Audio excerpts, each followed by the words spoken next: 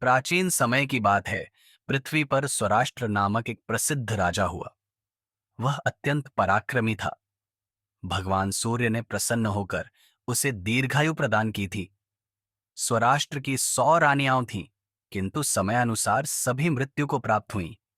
इसी प्रकार राजा स्वराष्ट्र के मंत्री और सेवक भी काल का ग्रास बनते गए। उनके बिना राजा स्वराष्ट्र दुखी रहने लगा। धीरे धीरे उसकी शक्ति क्षीण होती गई।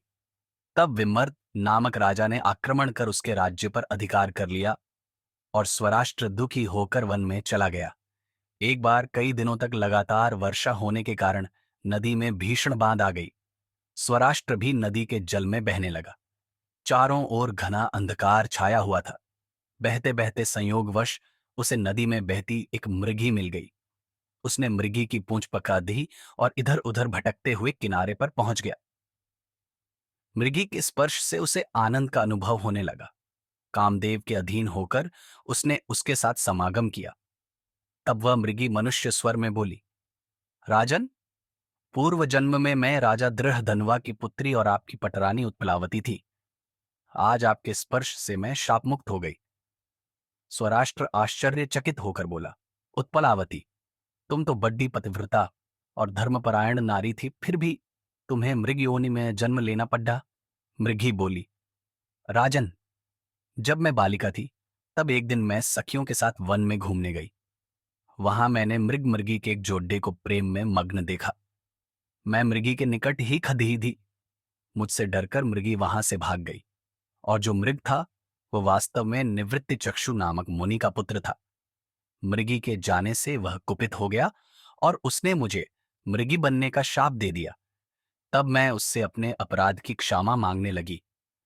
प्रसन्न होने पर उसने कहा कि मृत्यु के बाद मैं मृगी की योनि में जन्म लूंगी, जहां एक तेजस्वी व्यक्ति के संसर्ग से मुझे एक पुत्र प्राप्त होगा।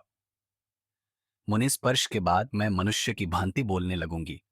पुत्र के जन्म के बाद इस योनि से मुक्त होकर मुझे मोक्ष प्राप्त होगा।